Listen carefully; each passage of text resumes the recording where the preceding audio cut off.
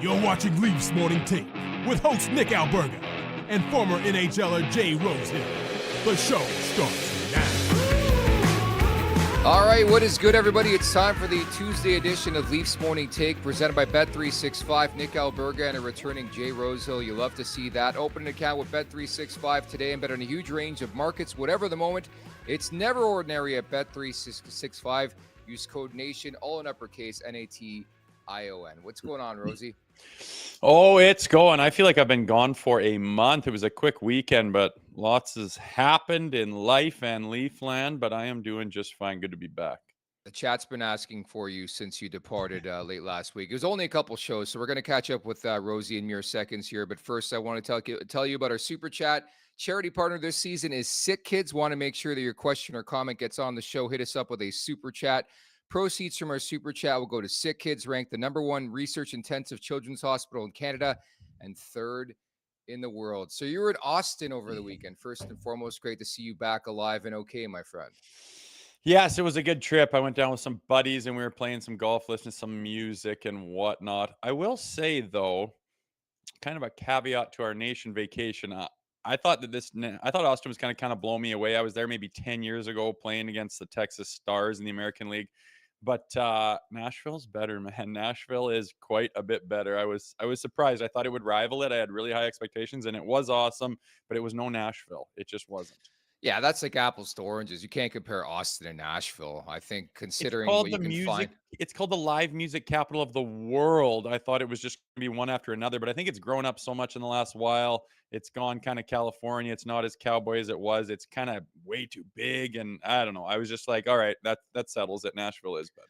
Well, it's funny you say that because, like, when I went to Austin, and mind you, I went maybe 5 or 6 years ago, I didn't really get that impression that it was like the live music capital. I was like, Me oh, neither. this is football city. I mean, there's a lot to do. There's good barbecue, but I never really got that feel. I didn't even know that it had that mantra, that moniker. So there you go. I know, odd. Nonetheless, Yeah. it was good. I did have a buddy though who was in one and is still in one. So he loses his passport down there. You're screwed. That little triangle of material is everything. So he's buggered. So he has to get. We're supposed to come home yesterday, which was Monday. On Sunday, he gets in a car, gets a rental car, goes to Dallas, where there's a Canadian embassy, gets a hotel, stays over there, goes to the embassy. They say, we can't help you for like 3 to 5 days. So he's screwed. He gets a flight to Kalispell, Montana, below Alberta, with a layover in Denver, gets on that, gets to Denver, gets rained out, can't get to Kalispell, gets another hotel. Now he's in the airport trying to get on the plane in Denver, get to Kalispell, where he's going to get an Uber up to the Canadian border, where a buddy from Fernie, Alberta is going to pick him up, take him to Fernie. Another buddy from Olds, Alberta is coming out to pick him up, but they're getting 12 inches of snow right now, and they got to try to get through the valley and the pass. It's like he's in hell. He's been in hell since Saturday night, and I just feel for him so bad. I've been everywhere, man. I've been it's got that feel of that song, but like, what's the #1 thing you do when you travel? I don't know about you. When I get to the hotel, I take my passport, I put it either in the safe or I hide it somewhere. So why is he even taking his passport with him to like the bars and stuff? That's what he did, right? We don't know where he lost it exactly, but yeah, Okay. like chucks are in the old back pocket type of thing. Like and we weren't telling him that. He was having such a bad day, man. But we feel for the guy, but lesson learned. I think you're gonna look back on that one though, and it is like no other else. Like it just kept raining and pouring on this guy's head, and it's not over yet. I just talked to him, but life goes on. Trip was good. We're back to business though. We got to get him on the pod, #1. #2, that's got to be the worst feeling in the world to know that you don't have your passport. You sort of feel naked. Like, what next steps do I take too, right?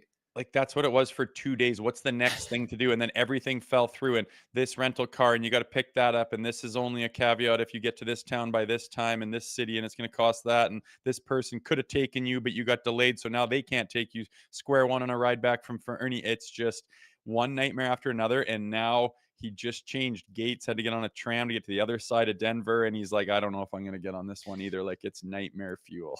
That is nightmare fuel, and it just reminds me, like the only time I've ever lost my passport, it fell out of my pocket way back when I was covering junior hockey in college. we're on a road trip in like Sarnia, and I was at like a Tim Hortons, and I guess it fell out the SUV I was in while I was trying to like sit down. And the good person that she was, some random lady, mailed it back to me. It's not bad. Mailed my passport back to me, which is like a gold standard first star type move. I don't know if that's going to happen for your buddy, but I still remember that feeling vividly, because you know the pains the hoops you'll have to go through to get a new passport, even if you are in Canada. This is unfortunate in the fact that your buddy was in Texas, a different country. We feel for him today on Leafs Morning Take, man. Yeah, sometimes you get lucky and they can bang you one out in an embassy, but it wasn't the case this time.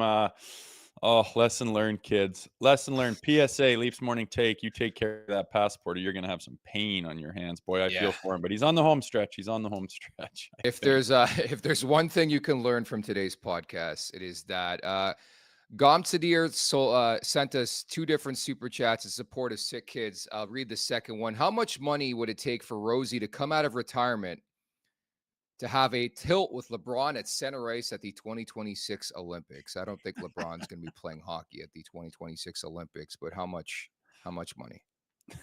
I mean, that sounds like it would promote the show pretty good, so I'd probably just do her for free. That guy is in some pain. Is he still gone, like MIA? No, he's back. He's back. He's back in the Oh, mix now. what Yeah. was his personal leave? Just had to make sure Diddy wasn't going to rat on him or what? Oh, I don't know. Yeah, Ooh. things are getting hot and hairy on that front, man. But I was under the impression he was returning no time soon. That's why I got to be careful what I read on social media, because then I was randomly watching TV on Sunday night and LeBron was playing. So I'm like, which is it? I thought he was out long term with personal reasons. Now he's back on the court. So Lots happening. I thought I was going to land on the plane yesterday and find out we no longer had the same prime minister. So lots happening in the culture world around here. Exciting times. is that official, by the way? No, not yet. I don't know what the deal is, man. I You're the can't perfect keep up. example. The guy gets duped by social media. Not that I know either way what the hell's going on, but yeah, Oh, yesterday was a really, really bizarre day in Canada, and also for your buddy who is looking for his passport still in parts unknown in the States. In support of sick kids, Tony sends us a super chat. I really appreciate it, Tony, for the kids, and also a message to the team at Leafs Morning Take. Thanks for your show. Equal parts frustrating, informative, entertaining, and funny. All the best for you and your happy and healthy Christmas season. So I appreciate ah, that, Tony. Thank you so much. The big news in Leafland to start the show today, Rosie: Fraser Minten assigned to the American Hockey League. And the way I read it, it's more so a move because they can do it as opposed to putting somebody on waivers. Not that to suggest that Fraser Minten shouldn't be with the Leafs or the Marlies right now, but they're able to do it without losing a player on the roster. So it made sense. And I think there's nothing wrong with seasoning, but I wouldn't be shocked if Minten's back very soon. yeah, it's an easy play to make, and I think the timing is good. Like, you talk about that third line that I listened to the show yesterday with, McMahon, Robertson, and Domi. Like at this point in the season, from what's happened injury wise, as of right now, what are we looking for? We're looking for chemistry. Can we now finally put some pieces down and see what fits? And by all accounts, that looked like a line that's played really good. Is that going to be the full-time line? Is Domi going to be at center the whole time? Maybe not, right? But you're looking for that exact thing, and you found it. Okay, you got Minten up there in the press box because it is kind of tough. You get there, and you're that good, but you're that young. You kind of make a splash, but over the course of how many games he's been up and playing, all right, maybe you hit a little bit of a wall and think, okay, yeah, this league is pretty damn good. So you put him in the press box to give him a look.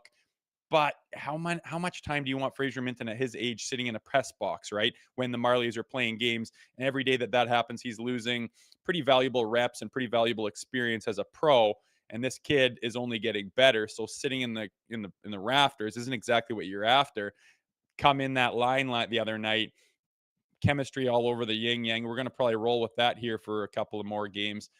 Let this kid go down to the minors and play a little bit and see what happens in the future. But timing wise, I actually think it worked out pretty good.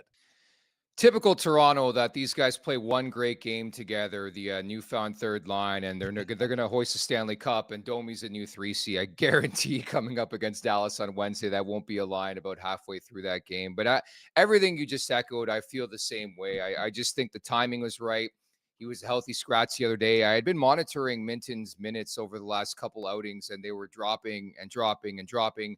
And then I noticed he wasn't out there for marquee situations the way he was maybe in the first 8-9 games prior to that, to being a healthy scratch. So it felt like the moment was coming. And I think if you read more directly into the comments earlier this season from Tree Living, from Berube, they want this kid to get more seasoning. So it's like temper your expectations, but it's also a thing where like they know what they have in Minten. And never say never. You're going to need some assets. I'm not going to come out and here and say they're trade Fraser Minten, but dude, last time I checked, if you want to acquire something at the trade deadline, you got to give something up. So at the very least, they've shown the rest of the league what this kid is capable of. Again, I'm not saying he's getting traded, but I think there's that potential. Everything's got to be on the table with this team considering itself a Stanley Cup contender. Well, it kind of sounds like you're saying that this kid could be trade bait. Am I right? Well, see, I know this is going to cause a shit show in the chat, and it's going to cause a shit show in Leafs Nation. And this is like the biggest issue I have with Leafs Nation sometimes. It's like, yeah, you want Brock Nelson. So what are you going to give up to get Brock Nelson? Is it like a 6th-round pick? Because Lou Lamoriello won't even answer your fucking call. I don't even think he knows how to pick up a phone first and foremost. He's not even picking up the call. So like my thing is like you gotta give up to get. And I'm not saying Fraser Minten is going to get traded, but next time I check or last I looked, I mean, Cal and Minten, those are the big boys to trade. No, totally agree with you. And I don't want to lose either one of them. And I want to make an addition, but that's not the reality. And since I've come into doing this job, one of the biggest things I have noticed is, I mean, it's the same with every team, but everyone wants to add a Brock Nelson. And then the conversation just kind of stops. And it's like, well, we got to go get him. And then when you start to talk about, well, okay, but no one gives you those things. You got to give up something, and but we like everything, and we don't want to get worse while getting better. And it's one of those things. But I think they're going to run in this year as much as any. I just think they're going to run into it at the trade deadline. Is it shit or get off the pot? Are we making a run? Is this the year? Should we try to make this the year? And that's a really dicey decision.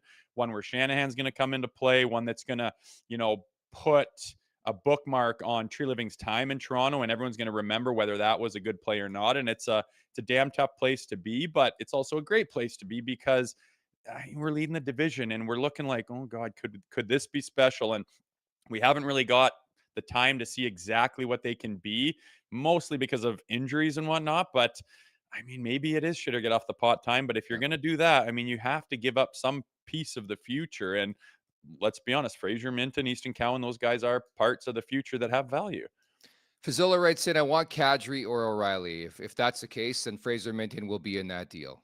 I'm sorry to break it to everybody in the chat again. I'm not Mr. Doom and Gloom, but you're going to have exactly what Rosie just said. If you want good players, you're going to have to give out good prospects. And I do feel like a Fraser Minten could be in play. I wouldn't call him an untouchable. He's a really, really good player, very serviceable player already. I think he projects to be a really good player in this league. But I think if you're looking to win now, it'd make more sense to include him in a deal than not. Supported by Group M Motion Entertainment, we're excited to tell you about the launch of a limited edition 6-episode series with the legendary Stephen Brunt called Up Close. Episode 1 dropped earlier today, and it features an extended interview with current MLSE president and CEO Keith Pelley. The link to the podcast is in the show description. Additionally, it's available wherever you find your podcast by searching Up Close. Episode 1 comes out on YouTube today, or tomorrow, I should say, which includes, again, an interview with Keith Pelley. Here's a sneak peek. Then we did that little NHL deal. Yes. That I guess is coming up for renewal in a couple of years. We knew TSN wanted the gatekeeper model as well, which is all of the rights, all platforms. Who started that? We did. I think we asked the question in one of the meetings. It turned out to be, really a great move for Sportsnet. If you looked at all the properties that TSN had, if they had taken the NHL as well, then Sportsnet would have been in real trouble. So, when we sat down with Nadir, we sat down with Edward, we sat down with Tony and Scott, and we looked at it, and we looked at the viability of Sportsnet. If TSN had taken all of the hockey, then it was kind of like Sportsnet would likely have been out of business. And so it was that critical to the, to be in a competitive environment based on the long-term deals in all other sports that TSN had. So that was the motivation behind it, and it's proved to be very successful for Sportsnet in a changing time. Yeah. Yeah. So, but it was an existential moment for Sportsnet, potentially, right? Oh, it was. It was. Up close with Stephen Brunt. Looking forward to episode 1, and kind of an interesting story they broke down there about the 12-year NHL deal and pact with Rogers in the NHL, and the fact that if Sportsnet didn't sign it, they may have went out of business. But it's one of those things that you always want to hear more about, and you're going to hear more about that with Up Close and Stephen Brunt, who will join us, by the way, later on in about 30 minutes. Stephen Brunt's going to drop by the show. Yeah, looking forward to that. I really kind of a different take, a 6-piece miniseries type thing. Very exciting. I'm looking forward to that, and starting off with a bang with the big dog around MLSE. So it's interesting. Yeah, and the whole Sportsnet thing. I mean, media and the coverage of it is changing. And when I'm downtown and I'm Toronto and I see the big buildings and all of the overhead that comes with running a big corporate network like that does traditional media, baby, those margins are thin. And it's nice that they got kind of that deal set in place so they didn't have to go away completely, but it just kind of reminds you of where a lot of eyeballs and a lot of the money's going is towards, alternative media, if you still want to call it that. That's a really good get right there, and Keith Pelley. So looking forward to watching and listening to that episode 1 of the 6-part limited edition series with Stephen Brunt. Again, coming up in about 30 minutes is Stephen Brunt. Join us in Music City from Thursday, March 20th to Sunday, March 23rd, 2025 for the first ever TLN Nation vacation, from live podcasts, winery tours, to taking the Toronto-Nashville game at Bridgestone Arena. This promises to be the trip of a lifetime. We're offering 2 packages, one with flights $24.50 plus tax, and one without $12.99 plus tax. Hotel rooms are double occupancy.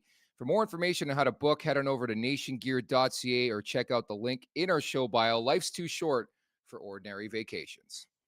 I can hardly think about going on another one of those right now, baby, but give me about one day to lick my wounds, and I'm going to be fired up for that. As I mentioned, I thought that this trip might kind of be like, yeah, it's pretty good. Tough to pick between Nashville or not, but it's hard to beat Nashville, man. I love their attitude down there. Those, if you like any live music, and I was cruising around, and everywhere I went, I was like, this guy should be at the Grammys. This girl should be, her face should be everywhere. There's so much bloody talent there, and there's no cover charges. There's no long lines outside the bar. You walk into whatever you want, and you just see world-class music left, right, and center, and the people are so damn friendly. I'm going to lick my wounds here, and then I'm going to get excited to get back down there. Very well said. Looking forward to that coming up in March. So make sure you book your tickets today for that trip of a lifetime, nationgear.ca. We got 2 guests I should mention, by the way, on today's show. You could probably see it in the show bio. But so Stephen Brunt's going to drop by, and Brad May, who he had a very spirited scrap with in the preseason, I believe, of 2009, Detroit and Toronto. Your good buddy. So that should be a lot of fun to catch up with Mayday here. Mayday, I know. It's funny. He's coming on. We got 2 high quality guests here today. So yeah, like to pick his brain a little bit. I just kind of found out he did that amazing race with his daughter, which is something I've always thought for a few years about. For some reason, me and my brother, that was kind of before I had kids, maybe a kid one day too, but to do something like that and try to see what you can accomplish, I want to pick his brain about that. It'd be pretty fun. I got to make sure I tune into that and check it out. Yeah, that's got to be a very, very unique experience. So Brad May's coming up in about 10 minutes here. Make sure to get those super chats in support of Sick Kids, not the Leafs Nation 401 on YouTube. Hit that subscribe button, hit that like button. Leafs Morning Take, wherever you find your podcasts, make sure to leave us a 5-star review. And also don't forget to visit theleafsnation.com. So you missed a couple of different things from over the weekend, your time off, but Max Domi scores a goal, gets a point. That was really big news, but more so, as we talked about earlier on, now centering the third line again, Rosie. Yeah, I know. They're looking for that. They're looking for whatever they can get there at center at that particular spot. And it's nice that it worked out. Like I said, they're looking for this chemistry, for something to work. Like you look at the lines that successful teams have, and they've got that depth. We're like, oh, there's a very undercover, very reliable, higher production than you would think type of line. And it's nice to see that they have the ability to do that. And Domi kind of got the monkey off his back, which we've been looking for. Robertson kind of done the same thing recently. And Bobby McMahon, I think, is the one kind of driving that line. And since he's been back, he's been on a bit of a mission, which is great to see. Will these guys produce long term? Is this a chemistry line that could be. I don't know, but you're looking for that. You're hoping for that. I think you're going to keep them together for a couple games, and if they can continue to do anything close to that, you might plug a hole for a little while here. But I think, after Four Nations and the break and getting up on deadline, I think that, it keeps coming up when you're talking about, okay, Leafs, you're looking good. You're top of the division. Everyone's kind of saying, okay, where are our sights? Who are we and what are we and what could we be? And it just keeps coming back to that depth, that center role, right? And yeah, it's nice Domi can plug that hole for a bit. I think he's maybe better suited, at least with so far the season that he's had. And I think if he's going to produce and be a viable player on this line and really drive it and be a factor in the playoffs, on the wing with someone, supporting him could be there. And I also think we've talked enough about, I don't think Nick Robertson is the answer to be in that position long term if they're going to go deep and make an actual charge this season. Well, first and foremost, round of applause to our guy Eric Martin in support of Sick Kids. I got to read this. A $70 super chat. Third line was buzzing. Eric, thank you so much. Keep Domi at center or keep looking for one. Minten was sent back. We talked about that earlier on. I think it's quite definitive and clear. The Leafs are going to pick up a center between now and the trade deadline, Rosie. But right now, it's Max Domi as your 3 seed. Yeah, and like you say, when that happens and you needed to get Minten, you needed to kind of have a little change with Minten. I think the timing works out amazing where, now Minten can kind of go down, doesn't cost you anything, go play again, get some more experience, get some reps, see what happens. He will be back. I can almost guarantee you that. And in the meantime, you're not kind of lost wondering what you're going to do. Oh, here's a line. We put them together. Oh, a lot of great things happen. Let's keep that together. That's what we're rolling with for the foreseeable future right now and see what happens in the next coming week. Kind of take it a week at a time, game at a time, I understand. But I'd see that line as, wow, that looked pretty nice. Maybe we've got something here. Let's try it again and see where they go with it. It's not like you're high and dry right now without Minten. And it makes sense, solved a lot of problems. Like I said at the beginning of the show, I think the timing was pretty good with it all. Yeah, McMahon, Domi, and Robertson against Buffalo on Sunday combined for 2 goals and 6 points. Again, this team is starving and dying for offense that's not from the big boys. And when you can get that, you're very happy. And Craig Berube was very happy after the game on Sunday. In fact, he was beaming because, again, he felt like those guys were engaged. That's the most important part. Nick Robertson was engaged. Max Domi was engaged.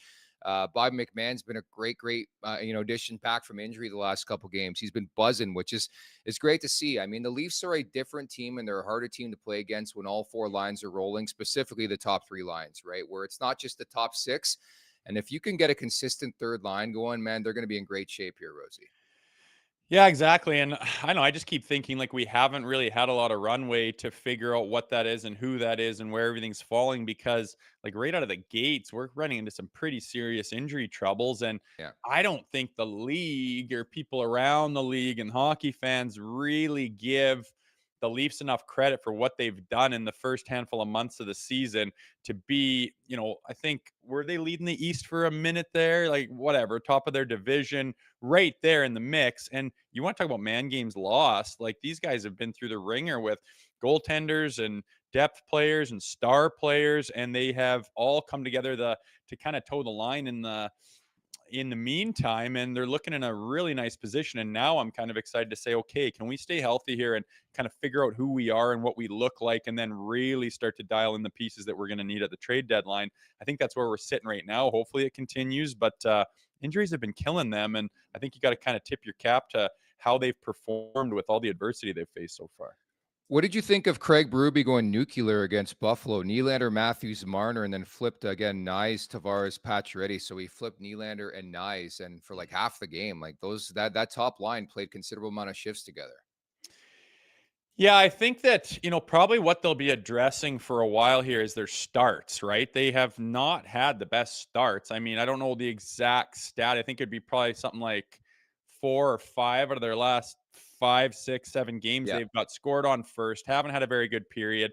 I mean, it's not exactly the calling card of a really high end dangerous team is not being able to start on time. So that's probably what they're addressing this week, I would certainly imagine. But when you get behind the 8 ball in a game, and when the first period or first 10 minutes hasn't really gone bad, or halfway through the game you're still chasing, I get trying to find some different things, and I don't mind jumbling up the top 6. I don't. I think any of those guys can play with anybody. And if Chiefs got the lines kind of rolling and he's just not seeing what he wants, and he's like, I just really think this Knies guy needs to go right here, and just plop him right there and give him a couple shifts, and that already looks better. That already looks better. And then you stay with it for a little bit.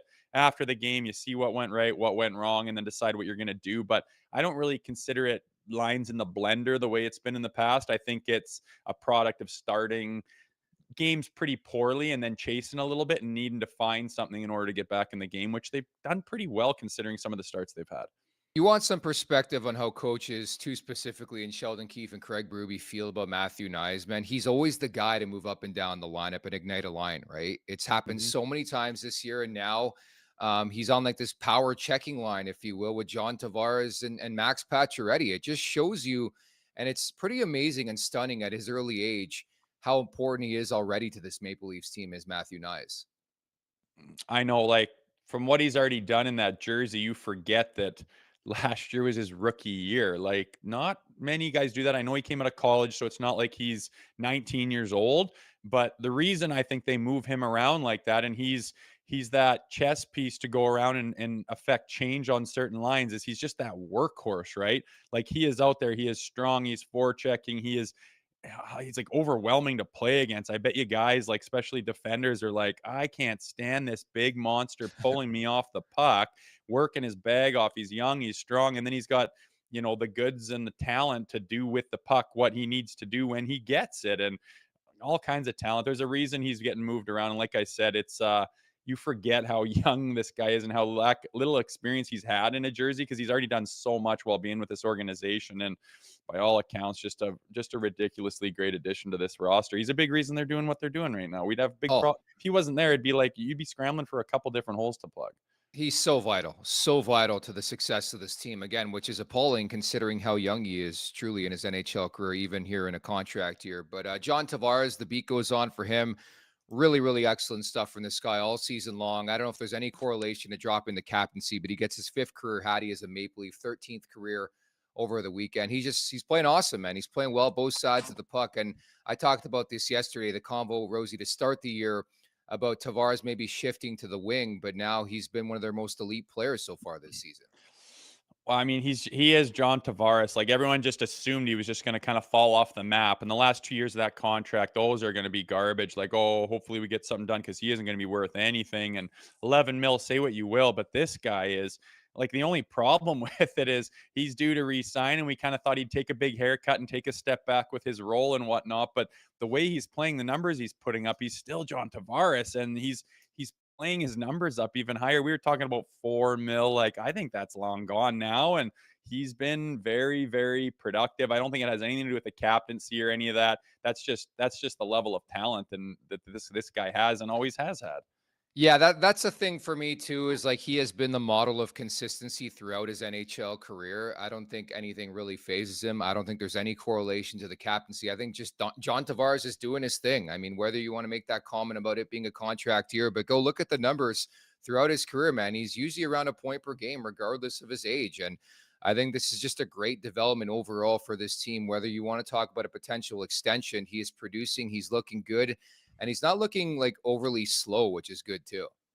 No, everyone thought that would be his knock, but he's just too damn smart. He's too positionally sound. He knows where to be. And when he gets a chance, he finishes. Look at him on Sunday there. Like, are you kidding me? He's just burying like he used to. He doesn't seem to be slowing down, and the game speed doesn't seem to bother him, because he just knows where to go and how to find those soft spots. So hats off to him. He's continued success in Toronto. And I think that in the future here, we're going to have to talk about what kind of money this guy needs, because he's just playing at all the comparables of guys that make a hell of a lot of money than I think we were planning on giving him. Yeah, definitely. I think when you look at, the body of work that JT's put together, it's been an excellent story so far this season. 41 goals, 76 points, certainly a conversation we can have down the road. So again, Stephen Brunt's coming up in about 15 minutes from now. The following interview is brought to you by Charm Diamond Centers. Get custom ring building delivered in less than 4 weeks with the Charm Masterpiece program and an unbeatable pricing policy. Charm Diamond Centers is proudly Canadian-owned and operated since 1972, with more than 85 locations across the country through Charm and their sister brands. For more information, go to charmdiamondcenters.com. As we bring in guest 1 of 2 on today's podcast, it is the one and only former Toronto Maple Leaf, among other squads. It is Brad May. What's going on, Mayday? How are you? How you guys doing? Fantastic. Yeah. What's this reunion look like right now? Say that one more time. What's this reunion between you two look like right now? Well, the nicest part is Jay's a good looking man, and neither one of us are going to leave with a black eye today. So that's a good thing. But wouldn't you want to go back, Jay, and just tee off on somebody one more time? It'd be great. Well, Mayday, I ran into you last year at the All-Star game. I interviewed you on a different platform, and lots of guys that did your job are just like, yeah, I can't quite remember like how that was. Well, who was that guy doing all that stuff? Man, that seems like a long time ago. I'm glad I don't have to do it anymore. And you're just like, fuck, get me in there one more time. How much do you miss that shit? And that's what makes me laugh about you, man. I love it. You did it. You did it for a reason. You love doing it, and you had no apologies about it. You'd even love to get back in there, man. I think you'd be a scary guy if you did. You've stayed in shape, haven't you? Well, I got way out of shape for a while, but doing nothing throughout COVID, probably about a 10-year actually run, a couple pounds a year. But the last couple years, I've got myself back to feeling a little better, feeling like more like an athlete. And there's no question. The only thing I miss about hockey is fighting. Obviously, the game itself, it would be wonderful to be able to go back and play, but of course, everything ends. But I love hockey, but the whole element of sticking up for your teammates and that adrenaline. The only thing that's ever matched it for me is I go bungee jumping. It seems once a year out in Whistler, BC, jumping off a bridge attached to a couple rubber bands, and just the feeling before you jump is the same feeling as when you were squaring off to get in a fight. It was always anxious, but I enjoyed it. Is there a current player in the NHL you'd love to fight, Mayday? Gosh, that's a great question.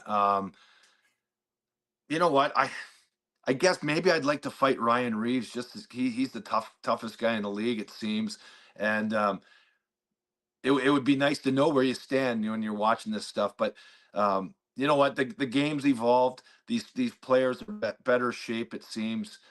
They take their job seriously, really seriously, and you know, Ryan Reeves, he's a big, strong guy. So who the heck knows what would happen? But he would definitely have to eat a few, as I would too. Do you think that did you notice at the end of your career when you're scrapping, like the adrenaline didn't pour like it did, or you ever lost a step or didn't feel strong enough, or did you just unload every time and feel the same and would love to get back in that saddle, or did you start to skip a beat towards the end? It's a great question. I would say the later, I loved fighting as my career progressed and was ending. I think I was a little more cautious. It was more about maybe not taking that the other guy's best shot, somehow trying to tie him up. So I was a little more fearful, if you will. I think when I was young, I was fearless, and it really, at the end of the day, break your hands, break his face. Who gives a shit? Excuse my language.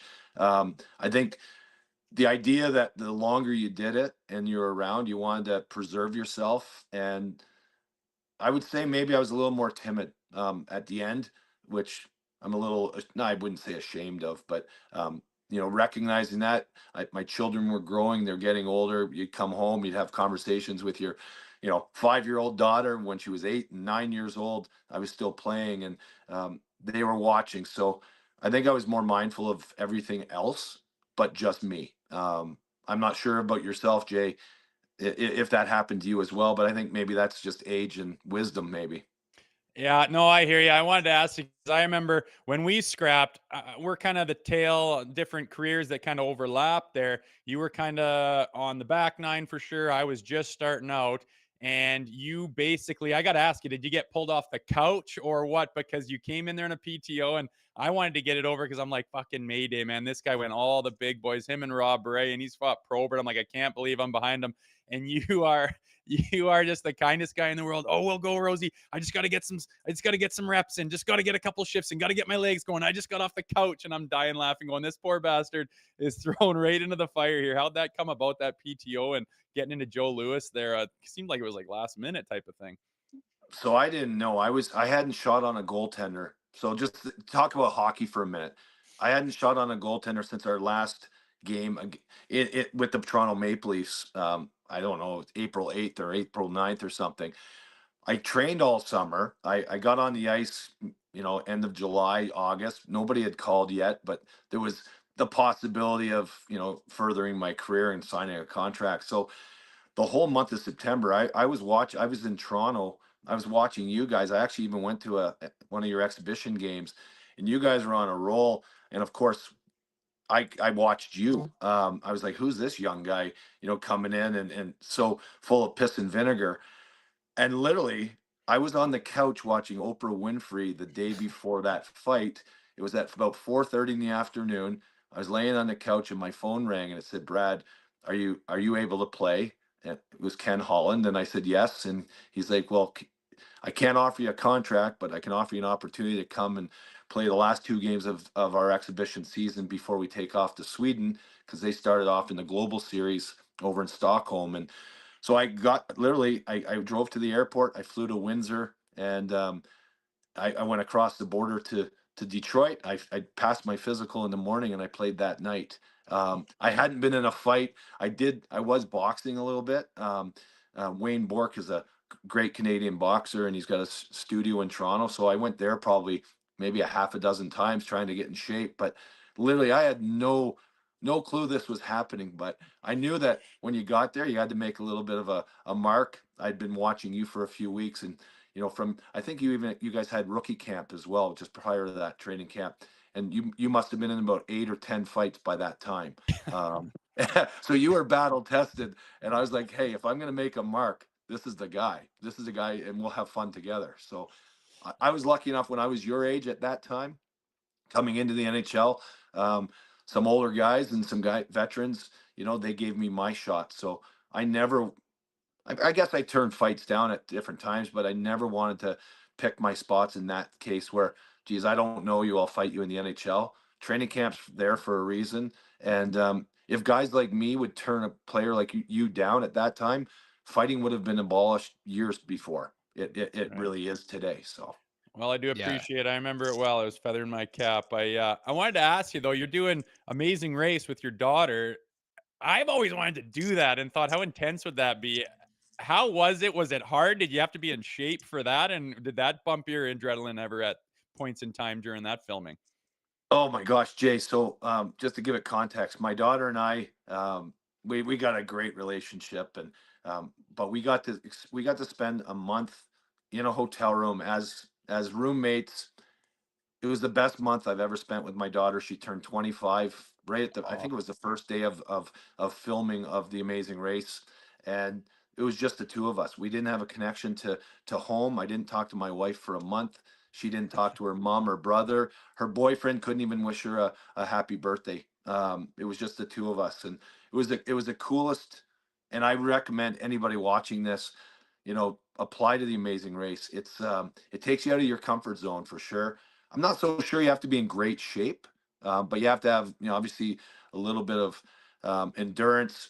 They're long days. It's more mental in many cases. There were moments though that you were exhausted doing some of these challenges, but you know, all these things. I lived in a game simulator, if you will, for a month with my daughter, and it was the best month ever. I really really loved it. But there were moments where I was so vulnerable, maybe the most insecure I've ever felt. mhm. Because you knew that millions of people are going to be watching you.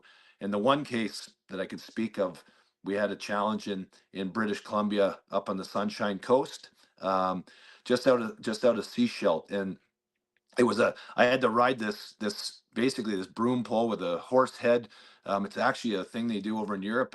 They do competitions, but I had to do dressage and jumping over some barriers, and it was about a 2 minute kind of routine. But the only thing they gave you was a colored basically diagram.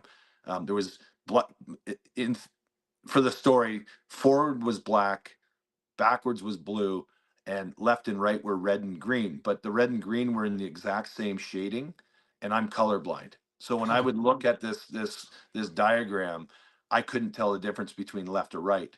And then there was some spins both ways. And every time I'd look at it, it was like I was reading Chinese, which I can't do. And I was sitting there. I literally I looked at my daughter at one time where she couldn't help me, and none of the other people could as well. Um, I looked at her and I was like, I'm done. I can't do this. But I persevered, and Johnny Ferguson, who was also on the show with me, the two of us struggled together, and we both completed the task within minutes of each other. And it was amazing. It was maybe one of the greater feelings I've ever had because you overcame adversity. So I have empathy for anyone that has a learning disability. For me, that learning disability would be color blindness, I guess. But when you actually when you feel like that, that doesn't mean you're not intelligent or you're not smart. You just you learn a different way. And so I have empathy going forward that, you know what, take a little more time with people that you might think that are slower or having a hard time at something. Maybe they learn differently than you do. And that's what I took away from it. But that idea of being vulnerable or insecure, you know what, let's talk about it, because that's where anxiety comes from. If we can own it, ask for help, which in this case I couldn't, but um, taking this to real life, we can all help each other, especially the ones that actually need it at that time. And you know what? Everyone that would get that support, internally grateful. Very well said, and much similar to as a viewer watching a fight in the NHL, fatigued, watching Amazing Race, feel the same way. It looks like an absolute grind, so appreciate you telling that story. Wanted to ask you about January 7th, 2009. So Brian Burke makes his first move as GM and president of the Toronto Maple Leafs, and he acquires Brad May. What do you remember about that day? Well, I'll tell you, it's a great story. So it was my son's 13th birthday, January 7th, 2009. I woke up, I drove my kids to school, dropped them off at the different schools in Corona Del Mar, California. I drove back to my house to have breakfast, have a coffee sitting on the back deck. And I kind of thought it would be, one of my last seasons. So we rented a house that was right on the ocean. And so I had a 270-degree view of the ocean, and there was dolphins. And as I was drinking my coffee, there was literally dolphins coming from the south, from Laguna Beach, coming up the coast. And my phone rings, and it's Bob Murray. And sure enough, I get traded. And then he trades me to the Toronto Maple Leafs, which at this moment, I'm like, this sucks. I have to leave this wonderful place where we're playing hockey. This is a great place to wake up. But I was so fired up about Toronto. And then he said to me, he goes, Brad, I'm not sure where your winter clothes are, but there's a blizzard, in Toronto and Montreal, but you have to fly directly to Montreal, and Toronto wants you to fly like today. And I'm like, Bob, there's not a chance I'm going to there. I can't get to LAX to get on an airplane. I have to go pick my kids up at school. I got to, share my son's birthday. So, and my hockey equipment's still out at the Honda Center out in Anaheim. So I didn't get to my hockey bag until about 7 o'clock at night. I picked my kids up at school a little later that day, and literally nobody. I didn't see a teammate. I got traded in the morning. I didn't see a teammate. Didn't talk to anybody. Oh, that sucks. Got some nice texts, but I had zero interaction. When I got to the arena, my bag was actually being held in the concierge area with one of the attendants that was there. So I got to say goodbye to him. But I picked up my gear, and then the family, we drove to LA. We had pancakes at IHOP for my son's birthday, and I jumped on. But funny part of the story. So when I get on the plane, I was lucky enough. There was a pilot that I know from my agent, and he was actually the guy flying. So when I walked on, he not introduced himself, but welcomed me on the plane. We had a hug, and he goes, "Hey, just hang out here for a minute."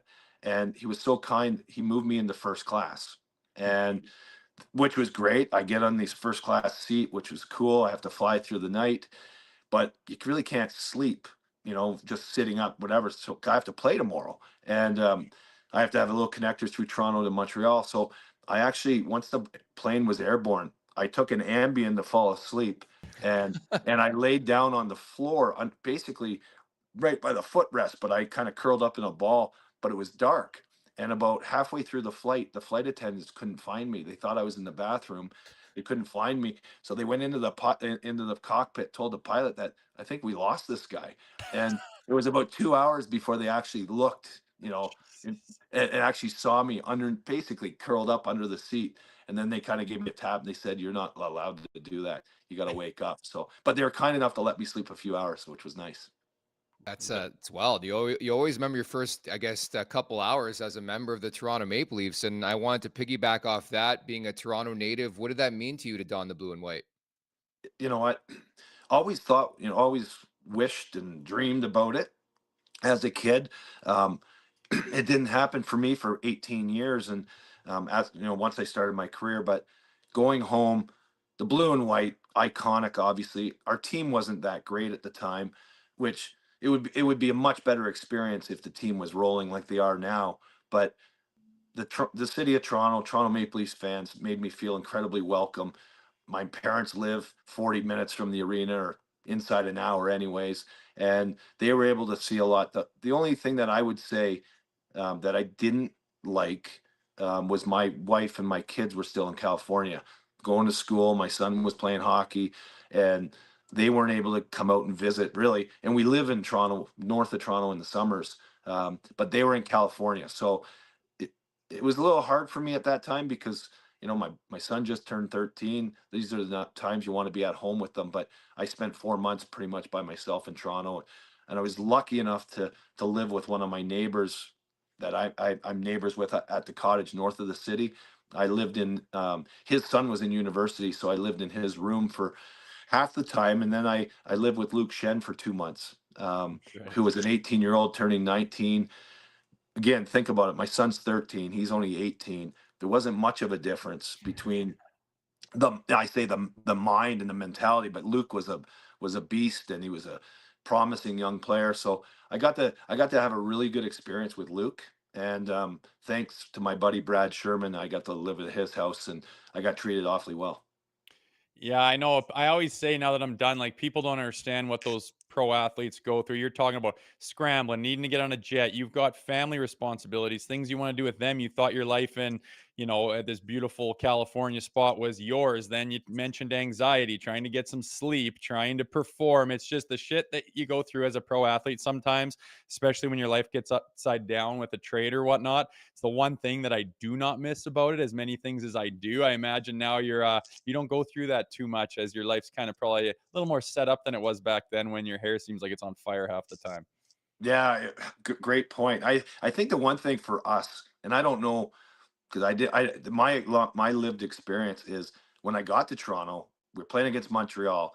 I'm doing some homework on it. Of course, we're hockey players, so we know what's going on in the league, and we're pretty up to date on players and momentum, teams on streaks, and what have you. But 3 months prior to me getting to Toronto, Tom Kostopoulos had hit Mike Van Ryan, who is a great coach in the NHL today. Had hit him and broke his leg. And I don't know if it was dirty or not, but at the end of the day, I'm now on the Toronto Maple Leafs.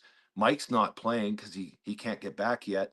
But I'm like, I can immediately make an impact, certainly on energy and team, and by threatening some guys on the Montreal Canadiens. And it just so happened that George Laraque was injured that night, which made it even a little more palatable, and basically called on their bench. And I think I said a few choice words to Guy Carbonneau, who was their coach, and I ended up fighting Francois Bouillon that night.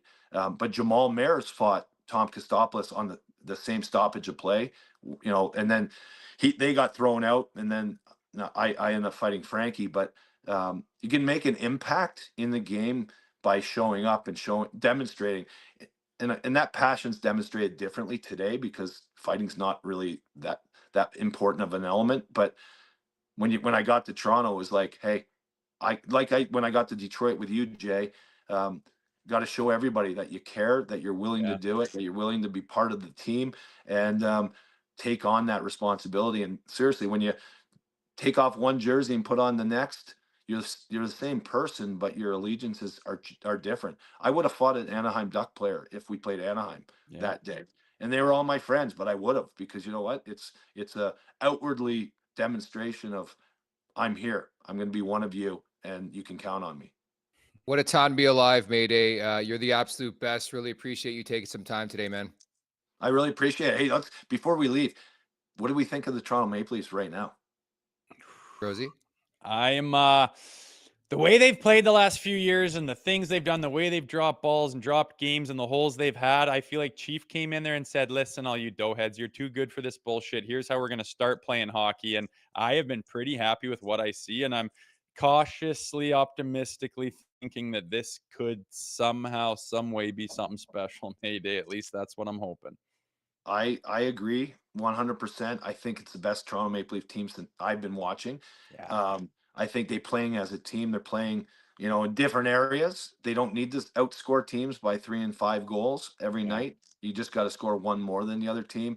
I love Chief. I think he's first of all a great guy, but I respect him. Played against him, but he's done a heck of a job as a coach.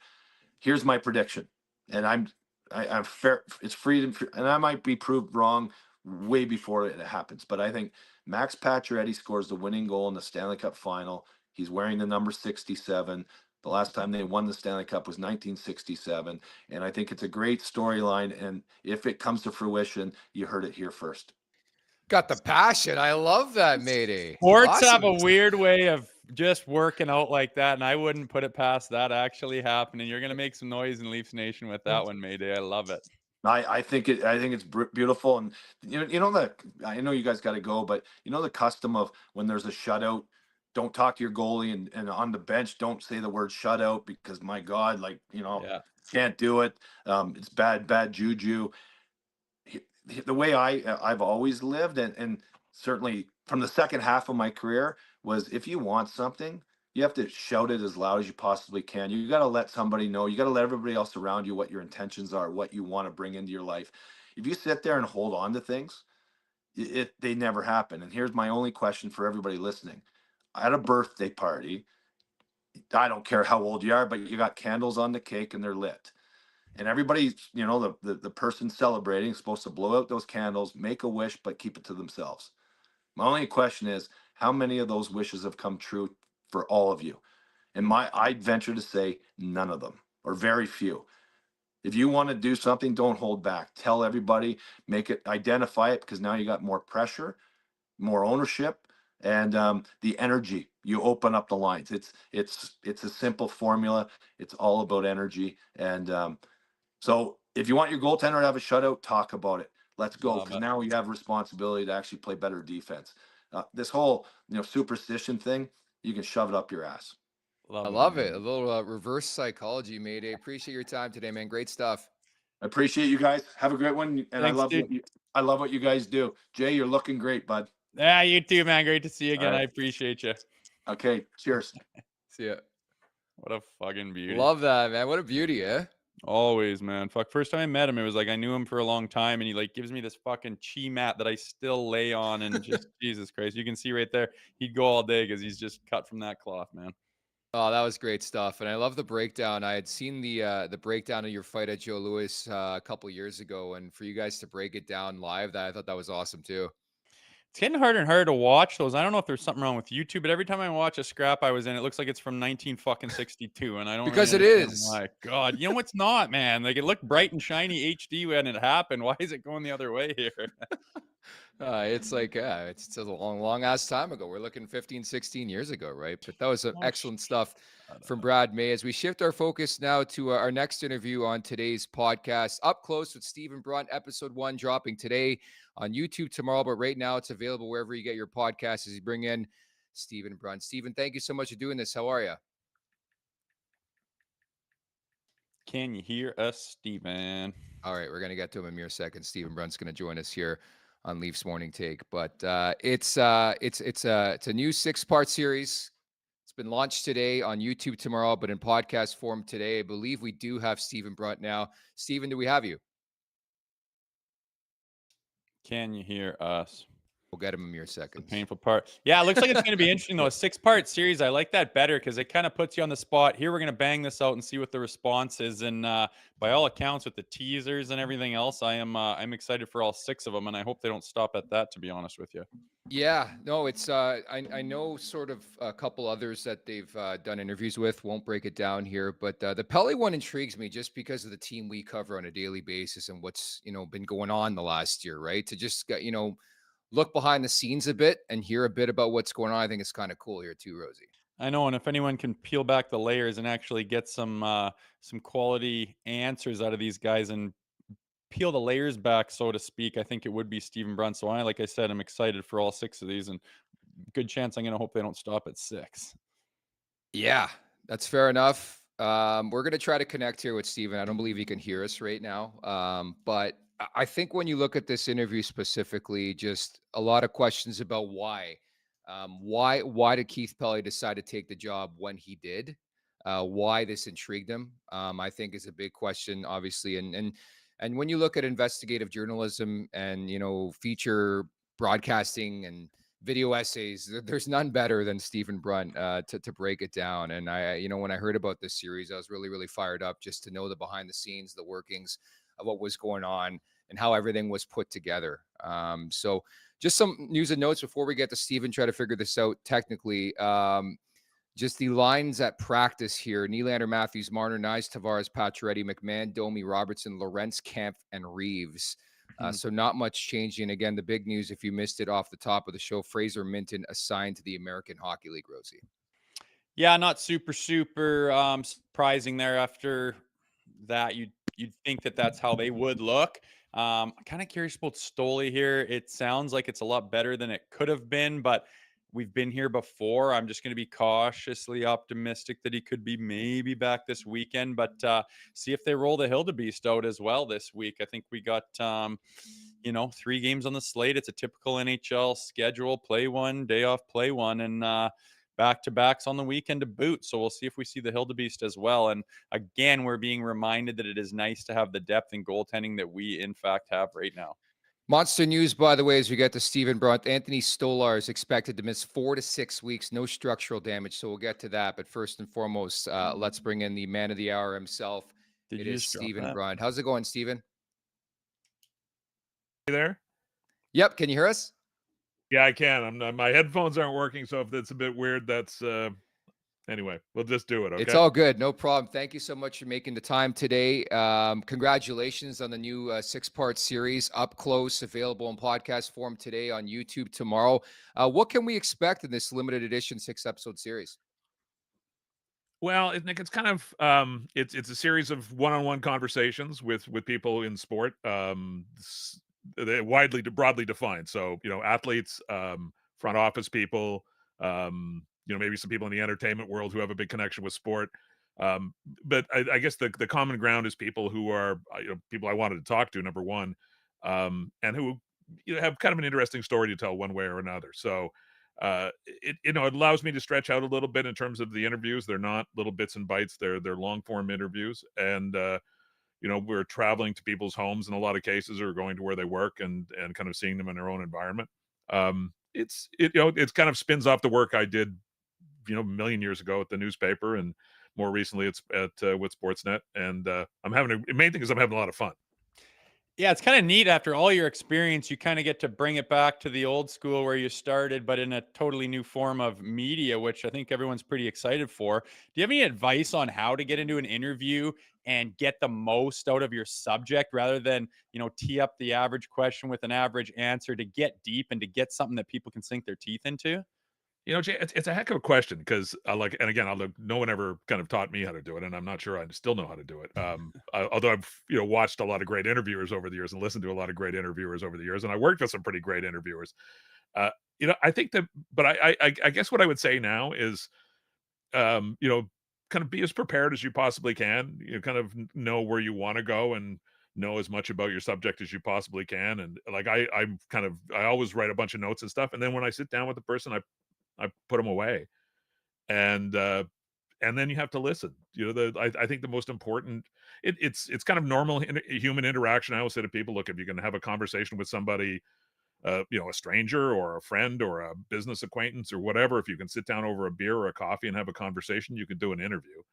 But the biggest thing, and I think it's the mistake sometimes I hear as a listener or as a viewer, are people who don't listen to the answer.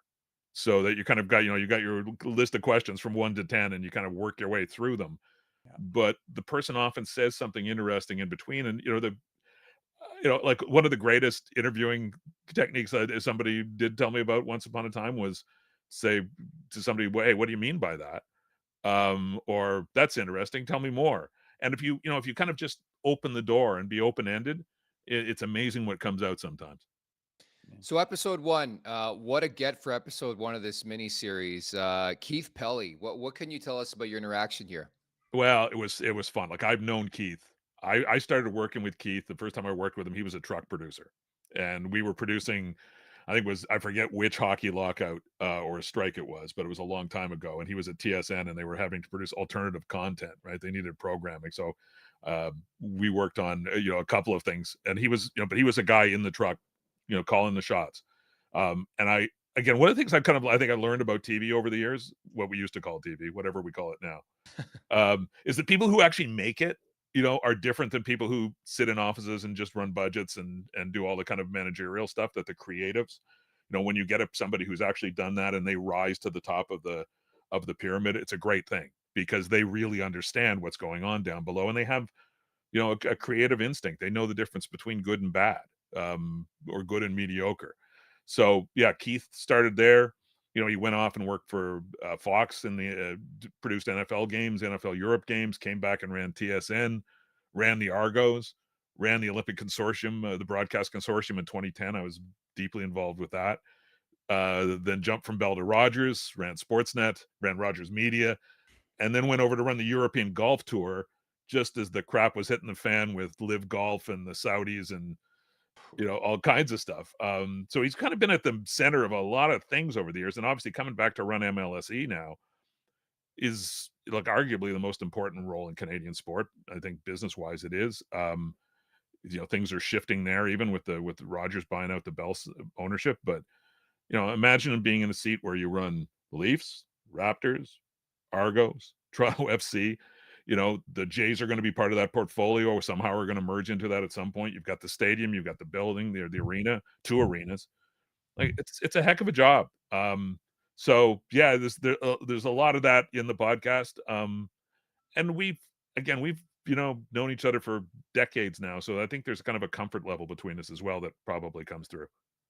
And as you mentioned, you know him so well and you understand what he's done and all the hats that he's worn. What kind of sense did you get about him now being at that pinnacle of certainly MLSE, but Toronto sports, Canadian sports, sports in general? What takeaways did you get from talking to a man who's in that position at this juncture in time? Well, I think he's loving it, number one. Like even with all of the, the different hats he's got to wear, I think, and some of the pressures that come to bear on him. I think there's a lot of fan in Keith still, so that's good.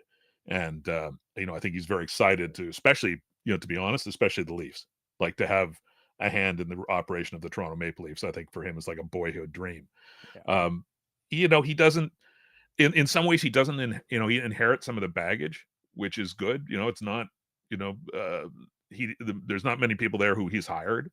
There will increasingly be some. He brought in a guy to kind of remake the whole Toronto FC operation, but he comes in clean and fresh, and he wants to win. And I know everybody wants to win, right? Like, sure, everybody that's ever run those organizations has wanted to win. But I think he's got a real, Keith's got a kind of an infectious enthusiasm. Anybody again who's ever worked with him or for him would say that. And I saw him when the Argos won the Grey Cup, and of course, Keith is a big Argo guy, and he ran the Argos at one point. Like he was jumping around like a little kid on the field, and that's kind of goofy, but I think it's great. Like I think sometimes the thing we miss when we talk about the business of sport is that if you don't get any joy out of it, what are you doing? You should go sell insurance, right? It's true, and I think naturally when I see Keith Pelley take that job, I wonder why. Was it just like a right place, right time type situation where you just mentioned all the fandom involved, where it's like this just makes too much sense not to take? Yeah, I think that. Well, I think it was the opportunity. Like I do think like he was very comfortable. He was living in England, on a golf course, running the European tour, golfing. Probably being pretty well compensated, I'm guessing. So life was good for him. And I'm not sure he would have rushed back to Canada for anything other than this. But yeah, I think it was, and I really, again, not just because I'm talking to you guys today, but I think the Leaf part of it was the biggest part. Like, he's run the Argos. You know, he's run, you know, he ran an Olympic broadcast. He's, you know, had a hand in a lot of stuff, but the chance to kind of have a hands-on role with the Toronto Maple Leafs, his kind of childhood dream team. I think if that hadn't been a part of it, he wouldn't have come back. But I think that's number one. You mentioned him jumping around like a child and how almost like, you know, maybe he should, maybe he shouldn't be doing. I think that is insane. If you're in that position and you get to do those things, that's the first thing you should do is enjoy the ever living hell out of it. What do you think guys like him and all kinds of other people in this market would do if the Toronto Maple Leafs pulled off a Stanley Cup any point in time here? Well, you know, again, I've been asking myself that question for a long time because, like, I was 8 years old. I'm not a kid. I was 8 years old when they won the last time. But you know, in those days, winning the Stanley Cup, Leafs winning the Stanley Cup wasn't unusual. Like, I don't have much memory of it, to be honest, at 8 years old, because they were winning Stanley Cups when I was a kid. But you know, all those years as a sports writer, going to all those games, covering all those playoff series, you know, every year the last story you wrote about the Leafs was that the Leafs lost, like that, you know, and sometimes it, or that the season was lost, you know, if they didn't make the playoffs. But normally covering a playoff series, and the last story was always, yep, there we go. It's been since 1967. They're not going to win it again this year. What are they going to do? But always kind of imagining what it would have been like. Like, I still think of what it was like in '93. You know, the 7 games against the Kings, right? Like that. That's the closest, and it was nuts. Like, the city was crazy during that whole playoff run, and you know, that was an amazing year. That was a Jays World Series year too. The city was rocking, but you know, people were in the streets every time they won a game. I think from the first round, as I recall. But, you know, the Habs in the final, like, what that would have been like. And I guess the only thing I can look at now is what happened when the Raptors won. And, you know, but it would be bigger than that. That was monstrous. Whether 1 million people on the streets of Toronto that day was, you know, it did kind of catch fire all over the country. But, like, I know, you know, from working, you know, at Sportsnet, I know what the TV ratings look like when the Leafs succeed, and how, you know, how it's different. Like, the Oilers going to Game 7 of the final last year, that was a big deal. You know, the Flames have been to the final. The Senators have been to the final. The Canucks have been to the final. The Habs have been to the final. But if the Leafs ever got there, just watching how those numbers mount when they're in the playoffs, and the difference, like, it wouldn't just be a Toronto thing. I know people outside of Toronto don't want to hear that, but it wouldn't just be a Toronto thing. The people would be coming out of the woodwork all across the country. Agreed. Yeah, I was living there, obviously, in Toronto when the Raptors won, and yeah, that was unlike anything I've seen. But I'm right there with you. It would be a billion times bigger if the Toronto Maple Leafs won the cup. Stephen, can't thank you enough for this. Big fan of your work. Looking forward to this series. Appreciate your time today. Thanks, guys. Pleasure talking to you. Thank you. Anytime. That is Stephen Brunt, again, Up Close, available wherever you find your podcasts. The Up Close podcast feed. It'll be available on YouTube tomorrow. And again, episode 1 dropping earlier today, featuring a exclusive interview with Keith Pelley, who hasn't done many of those interviews since taking the job last April. I've barely heard from him since that little presser they did, but he seems to be the guy to do it. Hence why I was asking him some questions on how he's done what he's done in his career, because it's not easy sitting down with those guys. And there's a few people that come to my mind in media in general that just are phenomenal interviewers. And sometimes I just think it's partially it's a skill that you got to learn, and other times you just got to have it. And it seems like Stephen Brunt's got both. So I'm looking forward to Up Close here when those start kicking off today. Can officially say this is the longest edition Leafs Morning Take in history, and it's going to continue at the Leafs Nation 401. Hit that subscribe button, hit that like button. I talked about it before bringing in Stephen Brunt. The big news on today's show. We've had so much to talk about, but here we go again. It went from day to day to 4 to 6 weeks for Anthony Stolarz. That's the expectation here, announced by Brad Treliving earlier today after an MRI revealed a pebble in his knee. Like, I talked about this last week. Why can't we just have nice things in Leafs Nation? And granted, it's better this happens in December than later on the season, but the guy was just rolling, Rosie. I mean, it's a freaking nightmare, man. Like, he was the talk of the town. He's everything. All anyone could say was, just as long as he stays healthy. Oh, he's got his stuff. Of course he doesn't stay healthy. Why would he stay healthy when he's doing that much for the goddamn Toronto Maple Leafs, man? I was just talking about how I was just listening to Chief right before the show came on. Yeah, real close. Oh, real close. Oh, real positive news. Yeah, this weekend. Yeah, maybe. I don't want to say 4, 6. Are you kidding me, man? I just don't I can believe it, but I just can't believe it. Like, why a pebble? I don't even know what that means. I've never even heard of that. But it's just, yeah, we can't have nice things. I'm shocked at the same time as I am so not surprised. I don't know how I can feel both of those at the same time. But here we are. No Stoley for a while. Woolsey's going to have to pick up the slack. We're going to have to get Hildebeest in there. Who knows what's going to happen with him? Maybe we see Matt Murray. Now this whole new yarn is getting spun in my brain right now. And I just really hope this doesn't derail his season in any way, shape, or form. Although, how can it not, to a certain extent, missing 4 to bloody 6 with something going on in your knee or whatever it is? It's I'm very shocked right now. I didn't expect that news. What I can say is, like, the theme of this Maple Leaf season has been like weathering the storm and persevering, right? All the injuries, and they win and they win and they win. If you remember, Joseph Wall missed a good chunk of the start of the season. They didn't skip a beat. It's next man up. I know it stinks to say that. I know this is such a Leafy thing to happen. The official terminology on the injury, by the way, he'll have a procedure to remove a loose body in his knee Wednesday in New York. So if you're keeping score at home, Austin Matthews went to Germany. Calle Yarncroke went to New York, and now Anthony Stolarz in New York for a procedure. But it just, again, like, as soon as they came out and said, hey, it's day to day, and granted, again, I can't put this on Craig Berube last week, but to call it day to day is like the kiss of death in this market. I would honestly rather them just say, hey, guys, appreciate the interest. I understand it, but we're just giving zero bloody information on any injury at this point in time. Get used to it. Probably save yourself your breath and stop asking, but we're giving you nothing rather than this day to day. Like, maybe they went in. I keep trying to give him the benefit of the doubt. Like, maybe he feels good and he goes in there like, oh shit, this piece of cartilage or this piece of scar tissue is floating around. It's right in your joint there. We got to go clean that out. If we do that, we're going to have to hit this thing while we're in there. And that's 4 to 6. All right. But I mean, we got to do it now while we can. Okay. That, the information changed. I guess it's getting kind of hard to believe after how many times after another can you get these reports on injuries that are just the polar opposite of what they turn out to be. Here we are again with our, come out of nowhere stud, top of the league goaltender who has just been an absolute breath of fresh air along with Joseph Wall between the pipes. And now he's gone 4 to 6. I guess just wrap your head around it. But like I said, I don't really see a reason to even ask the Leafs what's going on with injuries anymore. It seems completely pointless. No structural damage. I think that's important information to bring up. Having said that, he's still having a procedure, right? Like we talked about this with Yanni Hakanpää. He got his knee drained. We haven't heard about Yanni Hakanpää since he's played 2 games as a Maple Leaf. So you don't know. 4 to 6 is like everything. Like, you break your bones, you get your ligaments done. Isn't there a joke about that in Letterkenny? 4 to 6. I think it's Letterkenny, or it's what's the other one? Why am I missing the name?